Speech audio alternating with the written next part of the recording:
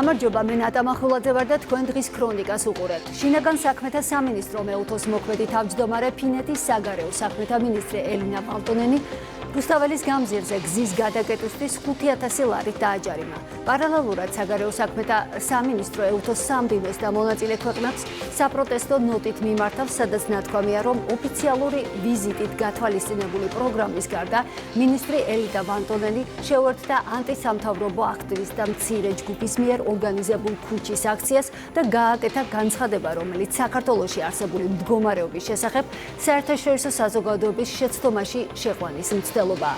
მართალ გუნდში ღიად საუბრობენ, რომ ფინეთის საგარეო უწყების ხელმძღვანელი გარე აქტორების დაქვეთით მოქმედებდა იმ ძალების, რომლებიც საქართველოში ექსტრემიზმს ახალისებენ. ხელისუფლებას ერთდროულად უწევს გარე და შიდა პოლარიზაციის დაძლევა. დემოკრატიულ პროცესში არ არის ადგილი ანტიდემოკრატიული დემოკრატიის მტერი პარტიებისთვის, განაცხადა დღეს პარლამენტის თავმჯდომარემ.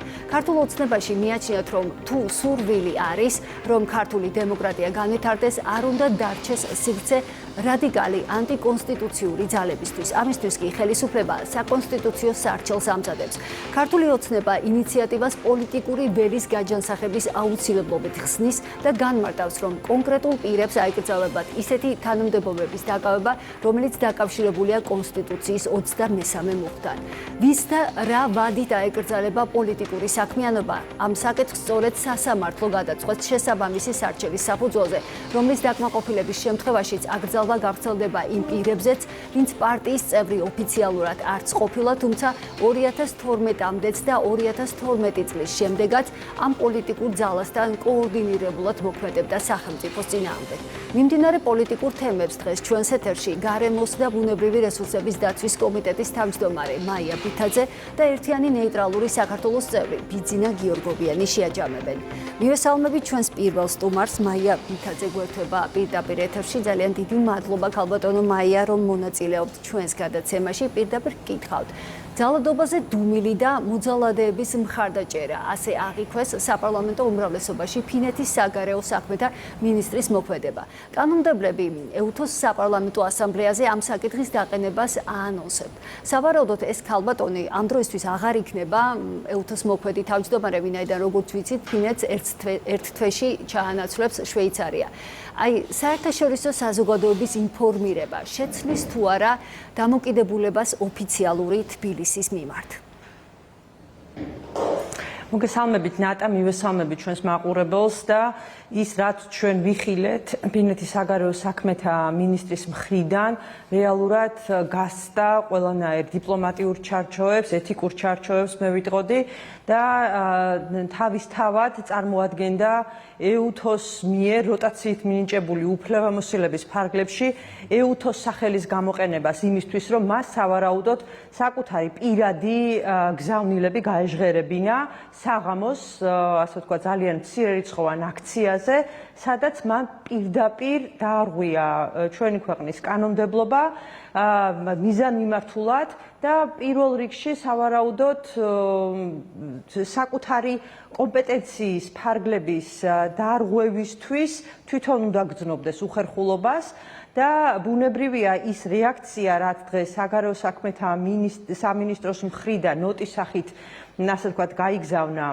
სხვადასხვა საერთაშორისო ფორმატებში და ორგანიზაციებში და ქვეყნებში, ეს არის ის ადეკვატური რეაქცია, ის მინიმალური ადეკვატური რეაქცია, რაც საერთაშორისო საზოგადოებას კიდევ ერთხელ დაანახებს და აჩვენებს, რომ საქართველო არ აპირებს, ასე ვთქვათ, უკან დაიხიოს საკუთარი ინტერესების, კანონმდებლობის და სუვერენიტეტის დაცვის კუთხით და მაშინ, როდესაც ფინეთის საგარეო საქმეთა მინისტრი და არა ეუთოს თავმჯდომარე, იმიტომ რომ მას მხოლოდ როტაციის გზით ჰქონდა ერთწლიანი ვადით ეს უფლებამოსილება მინიჭებული და ერთ თვეში უკვე შვეიცარიას გადაეცემა, ანუ ეს ქალბატონი ეუთოს არ წარმოადგენდა იმ მომენტში. შეიძლება ასე ითქვას, სწორედ ამიტომაც იყო, რომ ეუთოს პრეს-რელიზში არაფერი არ იქნა ნათქვამი ამ დესტრუქციული ქმედების შესახებ და სამარცხვინო ქმედების შესახებ. ეს გაგზავნილი ნოტა და ის, რომ პრემიერმა მასთან შეხვედრა გააუქმა, ეს კიდევ ერთი გზავნილია, რომ საქართველო თავს აღიქვამს როგორც საერთაშორისო ორგანიზაციების, მათ შორის ეუთოს როგორც რეგიონალური ორგანიზაციის სრულფასოვნად წევრად და არავის არ მიცემს რაც არ უნდა, ასე ვთქვათ, მაღალი თანამდებობის პირი იყოს უცხოეთიდან იმის საშუალებას, რომ ფეხით გათელოს არა მხოლოდ ჩვენი კანონმდებლობა, არამედ საერთაშორისო სამართალი და მაშინ, როდესაც ქალბატონი ციტირებდა თავის პოსტში ჰელსინკის დასკვნით აქტს, მას ის ავიწყდებოდა და მას იმის აღნიშვნა დაავიწყდა, რომ ჰელსინკის დასკვნითი აქტიც გაეროს წესდება და ზოგადად საერთაშორისო სამართლის ძირითადი პრინციპები სახელმწიფოს სუვერენიტეტის და შიდა საქმეებში ჩაურევლობის პრინციპს უმაღლეს პრინციპად აღიარებენ და შეიძლება ითქვას, რომ მან ფეხქვეშ გათელა ყველა ის საერთაშორისო სამართლებრივი პრინციპი, რომლის ციტირებას ცდილობდა მათ შორის ჰელსინკის დასკვნითი აქტის სახით. როგორ ფიქრობთ, ქალბატონმა ვისი დაკვეთა შეასრულა ფინეთის საგარეო უწყების ხელმძღვანელმა? გარე პატრონებს ახსენებთ ხშირად მმართველი გუნდი და მინიშნება კეთდება ასევე ბრიუსელზე. რა შეიძლება გაკეთდეს, რომ დაალაგდეს ურთიერთობა ბოლო-ბოლო ბრიუსელთან? გასაგებია თბილისის პოზიციონირება, მაგრამ ფაქტია, რომ ისინი არ ვერ ხედავენ იმ ფაქტებს, რომელიც აშკარად არღვევს თბილისის სუვერენულ უფლებებს. ჩვენ არაერთხელ გვითქვამს, რომ საერთაშორისო ორგანიზაციებშიც, მათ შორის EUTO-ში, ასევე ევროპარლამენტში და ზოგადად ევროპის ქვეყნებში და მათ შორის ამერიკის შეერთებულ შტატებში იმატებს იმ პოლიტიკოსთა და მათ შორის ბიუროკრატთა რიცხვი, რომლებიც უკვე ხმამაღლა საუბრობენ იმ ორმაგ სტანდარტზე და უსამართლო დამოკიდებულებაზე, რასაც ეს ზოგიერთი ადამიანი, ევროპელი პოლიტიკოსი იქნება თუ ბიუროკრატი თუ ამერიკელი იგივე რანგის პიროვნება ეწევა საქართველოს წინააღმდეგ, რაღაც ერთ ფერხულში არიან ჩაბმულები და პრაქტიკულად ციტირებენ ერთმანეთს და ციტირებენ მათ შორის ჩვენ რადიკალებს, ქართულ რადიკალებს და ჩვენი ქართველი რადიკალები, ჩვენ ვიცით, რომ პირდაპირ დავალებებს იღებენ აი ამ ერთგვარი გაერთიანების მხრიდან, რომლის მთავარი მიზანია ხელისუფლების ძალადობრივი გზით დამხობა, იმიტომ რომ მათ კარგად დაინახეს, რომ ასე ვთქვათ, არჩევნების გზით ვერა და ვერ მოვიდნენ ხელისუფლებაში და ვერც მოვლენ ხელისუფლებაში, იმიტომ რომ მათი ერთადერთი დაპირება საქართველოს მოსახლეობის მიმართ არის, რომ ამ ქვეყანას ჩამოაქცევენ და საქართველოს მოსახლეობა ძალიან კარგად ხედავს, რომ თუ რაიმე პროგრესული გაუკეთებია ვინმეს, იგივე საერთაშორისო მართლმსაჯულების წინაშე თუ საერთაშორისო სამართლის ფარგლებში ასოცირებს ხელშეკრულება იქნება თუ სხვა სავაჭრო ხელშეკრულებები სხვა სახელმწიფოსთან, მხოლოდ ქართული ოცნება, ვისაც ეს მოუტანია ამ ქვეყნისთვის, ასე რომ ძალადობრივი გზით დამხობაც ჩაუვარდათ, ჩაუფლავდათ და ეხლა შეიძლება ითქვას, რომ გამწარებულები რაღაც გაბუტული და გაბრაზებული ბავშვების თამაშს თამაშობენ, რაც ბუნებრივია, წაგებული თამაში იქნება და საბოლოო ჯამში მე ისიც მინდა აღვნიშნო, რომ აი სტრატეგიული მოთმინებაა, რასაც ჩვენ დღეს ვაკეთებთ, იმიტომ რომ ის რაც ფინეთის საგარეო საქმეთა მინისტრმა გააკეთა, ამის საპასუხოდ მარტო შეხვედრას კი არ გააუქმებდა სხვა ქვეყანაში პრემიერ-მინისტრი და ნოტა კი არ გაიგზავნებოდა, მარტივად პერსონა ნონ გრატად გამოაცხადებდნენ ასეთ პოლიტიკოს, თუნდაც იგივე ფინეთში რომ ვინმეს ასეთი რამე ეკადრა, აუცილებლად პერსონა ნონ გრატად გამოაცხადებდნენ სხვა ქვეყნის წარმომადგენელს ფინეთის კანონმდებლობის დარღვევისთვის. თან ისიც უნდა აღინიშნოს, რომ ფინეთი სხვათა შორის ქვეყანაა, რომელიც სულ ახლახან გაწევრიანდა ნატოში, სწორედ უკრაინის ომის შემდგომ და ძალიან პარადოქსულია, რომ ფინეთი გვიქნევს ხელს და გვასწავლის საერთაშორისო სამართალს, მაშინ როდესაც თვითონ ძალიან მარტივად გაწევრიანდა ნატოში და საქართველოს მიუხედავად იმისა, რომ ნატოს ქვეყნებზე მეტი აქვს გაღებული ნატოს მისიებში და ყველა სტანდარტებს აკმაყოფილებს ავღანეთში, რა თქმა უნდა, ნატოს სტანდარტებს საქართველოს ვერა და ვერ მოიპოვა. უკრაინაზე რომ არაფერი არ თქვათ, ეს სტატუსი პირიქით უკვე ღიად საუბრობენ იმაზე, რომ საქართველოს და უკრაინის ადგილი მათ შორის ნატოსგან გვესმის ესეთი გზავნილები არ არის ნატოში, ასე რომ ადვილია მისთვის ფინეთის საგარეო საქმეთა მინისტრისთვის ერთი რომ გამოიყენოს EUTO-ს მანდატი და დაარღვიოს მათ შორის EUTO-ს წესდება, რაც მან გააკეთა ეს EUTO-ს წესდების დარღვევაა, გარდა იმისა, რომ ჩვენი კანონმდებლობა დაარღვია და 5,000 ლარიანი ჯარიმა გამოეწერა და მეორე მას ნატოს ხოლგა აქვს გადაფარებული და ძალიან ადვილია, რომ პატარა საქართველოს ხელი დაუქნიოს მაშინ, როდესაც არც ევროკავშირში მიგვიღეს და არც ნატოს ხოლგა გადაგვაფარეს თავის დროზე.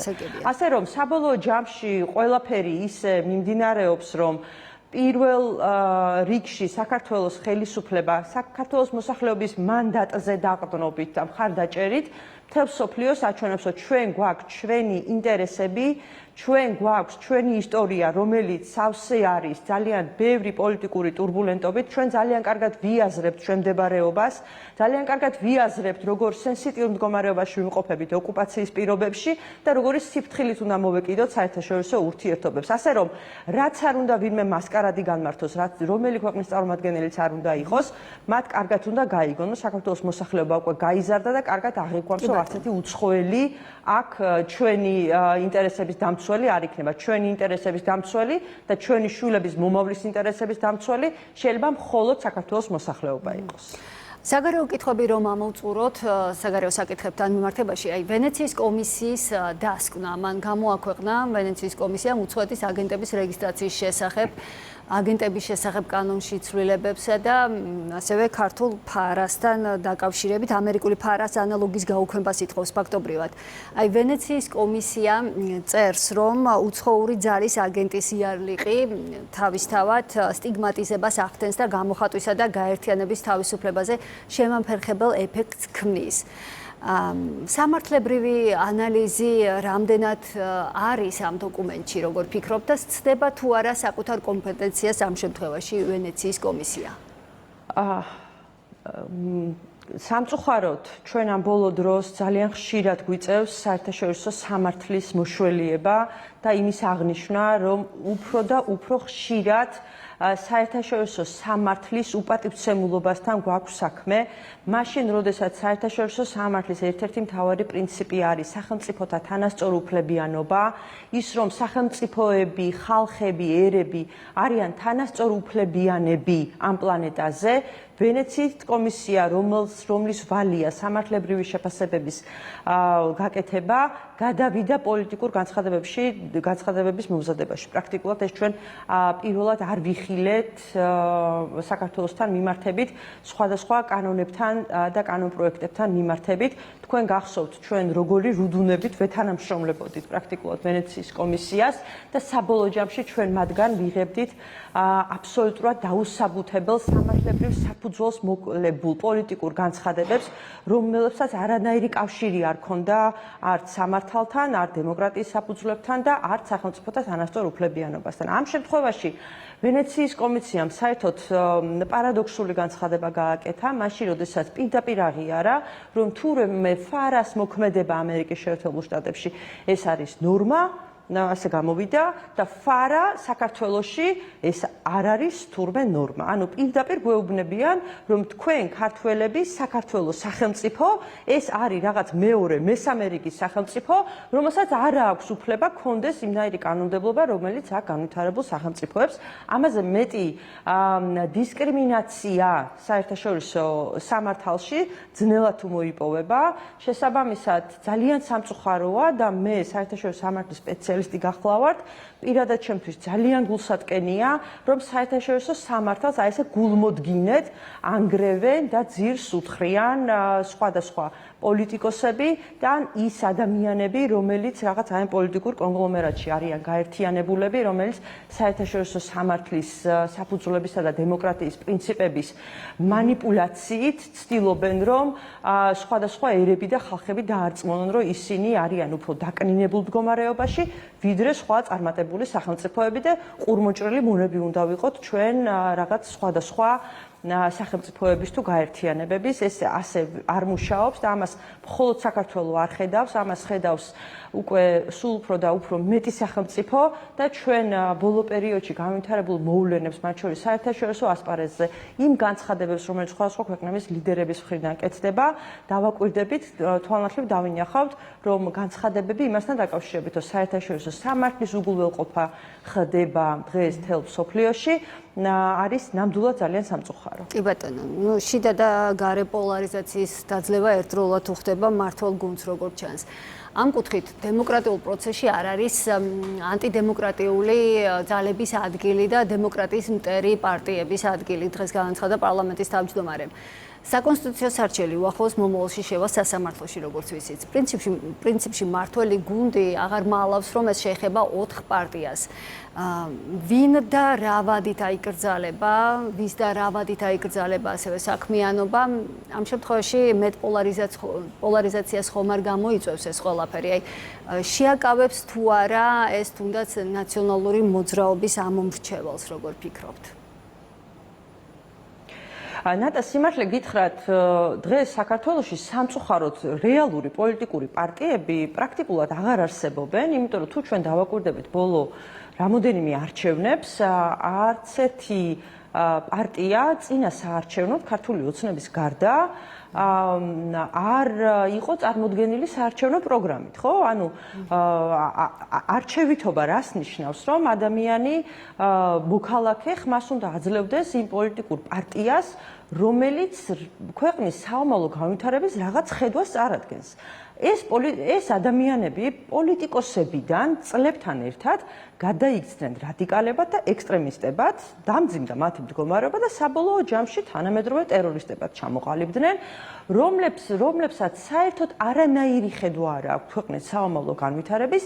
ერთადერთი, რასაც საქართველოს მოსახლეობას თავაზობდნენ, ეს იყო ხელისუფლებაში ყოფნის დროს საშინელ ტერორს და რაოდ ბერიასეულ რეპრესიებს საქართველოს მოსახლეობის მიმართ, რა ტკივილსაც ჩვენ დღესაც ვიშუშებთ, ტერიტორიების დაკარგვის ხელშეწყობა, რაც სახელმწიფოებრივი დანაშაულია და ოპოზიციაში ყოფნის დროს ერთადერთი მათი დაპირება არის, რომ ასე ვთქვათ, საქართველოს უნდა გადაიქცეს ვიღაცის ყურმოჭრილ მონად და უცხოელს აქვს ყველანაირი უფლება. ანუ აი ეს არის მთელი იდეა, რასაც ჩვენი რადიკალი უკვე ტერორისტი პოლიტიკოსები სთავაზობენ ჩვენ მოსახლეობას და ეს სავალალო მდგომარეობა, ანუ გარდა იმისა, რომ მათ თვით გაინადგურეს როგორც პოლიტიკოსებმა თავი, ჩვენ ვიხილეთ სამართლებრივი პროცესი კომისიას გულისხმობს, საგამოძიებო კომისიას, რომელმაც ძალიან დიდი დასკვნა ჩაატარა, დიდი დასკვნა მოამზადა იმ ასე ვთქვათ, ჩატარებული საკომისიო მოსმენების შედეგად, რომელსაც ჩვენ პირდაპირ ეთერში ვადევნებდით თვალყურს და იქ მოსმენილი ისტორიებიც კი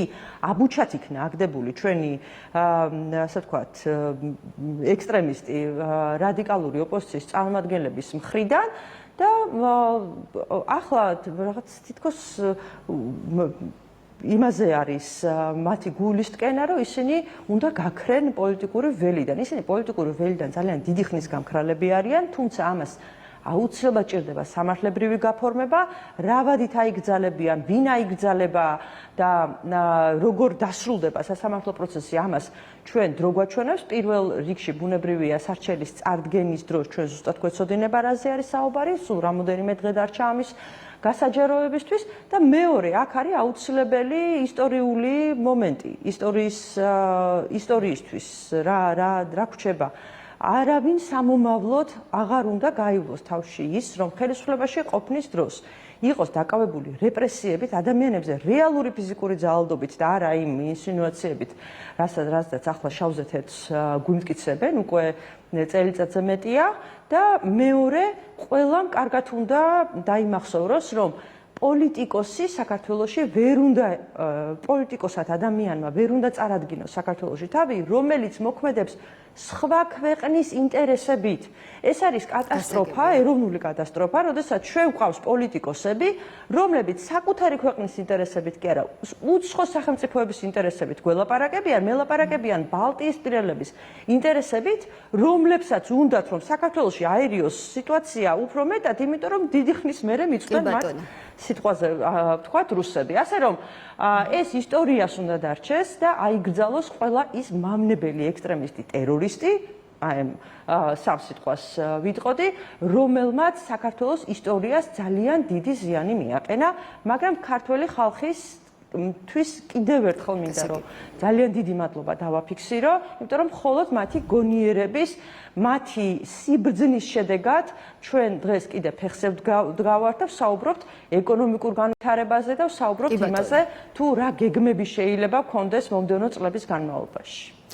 ძალიან დიდი მადლობა ჩვენს ეთერში ბუნებრივი რესურსების დაცვის კომიტეტის თავმჯდომარე მაია ბითაძე საუბრობდა. ეხლა კი მივესალმებით ჩვენს შემდეგ სტუმარს ერთიანი ნეიტრალური საქართველოს წევრი ბიძინა გიორგობიანი იმყოფება ჩვენთან ერთად სტუდიაში. ძალიან დიდი მადლობა ბატონ ბიძინა, რომ დღეს სტუმრობთ სტუდიაში. მოდით მინდა დავიწყო ფინეთის საგარეო უწყების ხელმძღვანელის ქმედებით. ზოგადად მისი პოლიტიკური სვლებით, როგორ ფიქრობთ, რას გამოიწვევს ეს და რა რეაქციას ელოდებით ზოგადად? თუნდაც საერთაშორისო საზოგადოების გამოხმაურების მხრიდან საქართველოს ნახეთ უკვე მაგალითად დაჯარიმდა 5,000 ლარით, გაიგზავნა საპროტესტო ნოტა. საერთაშორისო საზოგადოება დაგმობს თუ არა მის ამგვარ ქმედებას? არ მაქვს იმედი, რომ დაგმოს საერთაშორისო საზოგადოებამ. საერთაშორისო საზოგადოებამ არ დაგმო საქართველოს სახელმწიფო გადატრიალების მცდელობა, პრეზიდენტის სასახლის შტურმი და თბილისის გადაწვის და ხელახალ ქაოსში ჩანთქმის საშიშროება და ფაქტი იმისა, რომ თბილისში ფაქტიურად ხორციელდებოდა სახელმწიფო გადატრიალება. არც ერთმა საერთაშორისო ორგანიზაციამ ეს არ დაგმო და მათ შორის არც ევროპის უშიშროების და უსაფრთხოების და თანამშრომლობის დათბირმა და არც რომელიმე ორგანიზაციამ ეს ქალბატონი აქ ჩამოსული იყო ფაქტიურად იმ აქციის ჩასატარებლად, რომელიც ჩაატარა მან რუსთაველზე იმ 50 თუ 30 ადამიანის გვერდით, რომ დაფიქსირებული იყო, გადაიღო ვიდეო და ეჩვენებინა მათვისაც და საზღვარგარეთ იქ თავიანთი უფროსებისთვისაც, რომ ისინი არიან ერთნი და ისევ აქ პროტესტი გრძელდება. რა შედეგი შეიძლება მოიტანოს ამან და ზოგადად ვისი დაკვეთით? შედეგი ის მოიტანა, რომ თვითონ ეუთოს ადმინისტრაციამ გაავრცელა სულ ცოტა ხნის წინ განცხადება, სადაც შეჯამებულია მისი ვიზიტი და ამ ვიზიტის შეჯამებისას იქ არ ახსენებენ იმ ფაქტს, რომ პრემიერ-მინისტრმა გააუქმა მათ წარგზავნილთან და ამ ორგანიზაციის მორიგე თავმჯდომარესთან შეხვედრა. ეს არის არნახული ისეთი პოლიტიკური სკანდალი წესით, თუ იქნებოდა დაუშვათ 10-15 წლის წინ, ეს იქნებოდა ძალიან სერიოზული პოლიტიკური სკანდალი. მაგრამ როგორც ხედავთ ჩვენ ევროკავშირში, ევროპაში საერთოდ, ევროპულ ქვეყნებში და საერთოდ საერთაშორისო ურთიერთობებშიც მოშლილია სამართლებრივი წესრიგი, სამართლებრივი ურთიერთობები, წესებზე დაფუძნებული ურთიერთობები მოშლილია, მხოლოდ ხელმძღვანელობის საკუთარი მიზნებით, საკუთარი დღესასრიგით, ყველა დაჯგუფება, ყველა პოლიტიკური კონგლომერატი და ყველა პოლიტიკური ცენტრი, ესე იგი, აკეთებს იმას, რაც მის ინტერესებშია და აღარ ითვალისწინებენ არანაირ არც ვენის კონვენციას, აღარც რაიმე წესრიგს და მე არ მაქვს იმედი, რომ დაუშვათ საერთაშორისო ორგანიზაციები და რომელიმე ამას დაგმობს. შეიძლება ეს დაგმოს ეუთოს წევრმა რომელიმე ქვეყანამ, რომელიც ხდება იმას თუ რა პროცესები მიდის საქართველოში.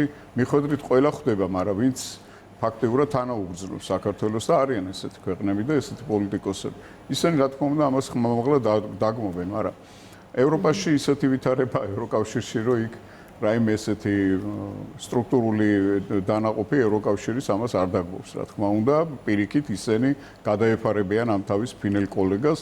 ნედა ჩვენ ვიცით, რომ ჩრდილოეთ ევროპის მე არაერთხელ მithkoms ეს, რომ ჩრდილოეთ ევროპის ეს ქვეყნები, ფინეთი, ბალტიის სამი ქვეყანა და სკანდინავიის ქვეყნები განსაკუთრებით არიან აგრესიულები საქართველოს წინააღმდეგ, ვინაიდან მათ აქვთ საკუთარი მიზნები იმისა, რომ საქართველოში რამენაირად გამოიწვიონ კონფლიქტი რუსეთს და საქართველოს შორის. იმიტომ რომ თავად ეშინიათ, რომ რუსეთმა თავად ეშინიათ და განა ფაქტის წინაშე. თავად განან იმ ფაქტის წინაშე, რომ მათ ტერიტორიაზე დრონებიც დაფრინავენ, ახლა ეს რუსული წარმოშობისა, უკრაინული თუ პოლონური ძალიან ძნელი გასარკვევია. და მათი სურვილი ესაა, რაც არაერთხელ მithkoms მე მათ შორის თქვენთან ეთერშიც. კი ბატონო, მოკლედ გვაქვს პოლარიზაცია როგორც საერთაშორისო ასპარეზზე, ასევე ქვეყნის შიგნით და ხელისუფლება ცდილობს, რომ ეს სწორი ნაბიჯებით პოზიციონირება ჰქონდეს. საკონსტიტუციო სარჩელი, რომელიც მომზადებული აქვს ხელისუფლებას, სულ ცოტა ხანში შევა და დღეს პრემიერ-მინისტრმა აანონსა, რომ მათამდე პარტიაზე შეიძლება იყოს საუბარი. როგორ ფიქრობთ, გამოიწვევს თუ არა დასავლელი ევრობიუროკრატების მხრიდან უფრო მეტ ზეწოლას შიდა თუ გარე მათ მოკავშირეებზე ეს ყველაფერი? მე ვფიქრობ, რომ ეს საკონსტიტუციო სარჩელი ძალიან კარგია, თუ შევა დროულად და გადახალისდება ეს პოლიტიკური ველი და გათავისუფლდება იმ აგენტურული ქსელისგან, რომელიც საქართველოში აწლეული მოქმედებდა უცხო ქვეყნების ინტერესებით. რაც შეეხება საერთაშორისო ასპარეზებს და საქართველოში პოლარიზაციას, საერთაშორისო პოლარიზაციის ასახვა საქართველოში ეს შიდა პოლიტიკური პოლარიზაცია, ვინაიდან მათი ნების აღსრულებელი და მათი მარიონეტი პარტიები და არასამთავრობო ორგანიზაციები იწვევენ ამ პოლარიზაციას საქართველოში. საერთაშორისო პოლარიზაცია არსებობს თავისთავად საქართველოსგან დამოუკიდებლად და საქართველოში აისახება ის პოლარიზაცია, რომელიც მიმდინარეობს ევროპაში, სამხრეთ ევროპის ქვეყნებს და ჩრდილოეთ ევროპის ქვეყნებს შორის, ამერიკის შეერთებულ შტატებს და ევროპას შორის, ამერიკის შეერთებულ შტატებს და ჩინეთს და რუსეთს შორის. ეს დამოკიდებულებები, რა თქმა უნდა, აისახება იმ მარიონეტული პარტიების და არასამთავრობო ორგანიზაციების მეშვეობით საქართველოშიც შიგნით. თუკი ამ კონსტიტუციურ სარჩელს შეიტანს მმართველი პარტია საკონსტიტუციო სასამართლოში, ეს რა თქმა უნდა გამოიწვევს მათ აღშფოთებას, ვის ნებასაც ასრულებენ საქართველოში ეს პარტიები, რომლებიც აკრძალვის არიან პრეტენდენტები აკრძალვის სიაში, თუმცა ეს საქართველოს პოლიტიკური ცხოვრების მომავალი გაჯანსაღებისათვის არის აუცილებელი ნაბიჯი, იმიტომ რომ საქართველოში არ შეიძლება არსებობდეს ხელისუფლება, მარადიული ხელისუფლება და არსებობდეს მარადიული ოპოზიცია, რომელსაც მართავენ ან ბრიუსელიდან, ან ვაშინგტონიდან. ელოდებით, რომ 2028 წლამდე ახალი პოლიტიკური აქტორები გამოჩნდებიან ოპოზიციურ. კი, მე ველოდები ამას, რომ გამოჩნდებიან ახალი პოლიტიკური აქტორები, ვინაიდან როგორც უკვე გითხარით, რომ არ შეიძლება რომ რომელიმე ხელისუფლება იყოს მარადიული.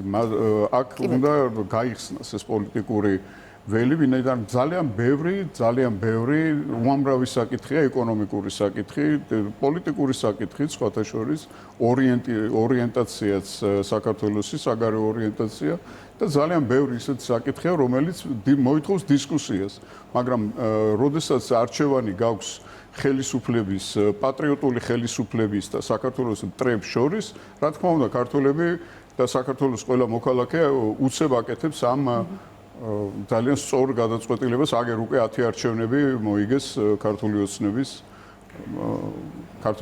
წარმომადგენლებმა. კი ბატონო, დღეს ოპოზიციის ნაწილმა გამოთქვა ესეთი ვარაუდი, რომ ქართული ოცნება ემზადება საქართველოსთვის ნეიტრალური სტატუსის მინიჭებისთვის და ასევე ემზადებიან ოკუპირებული ტერიტორიებისთვის განსხვავებული სტატუსის მინიჭებისთვისო. ასე ამბობენ, ეს მათი ვერსია. ეს სცენარი რამდენად რეალურია, როგორ ფიქრობთ? საინტერესოა ეს, რომ განაცხადეს მათ. რა არის ისეთ განსაკუთრებული სტატუსი აფხაზეთს და ცხინვალის რეგიონს ყოველთვის ჰქონდა საქართველოში, ასევე განსაკუთრებული სტატუსი აქვს აჭარის ავტონომიურ რესპუბლიკასაც. არა, ეს თავისთავად რაიმე განსაკუთრებული ამაში არ არის.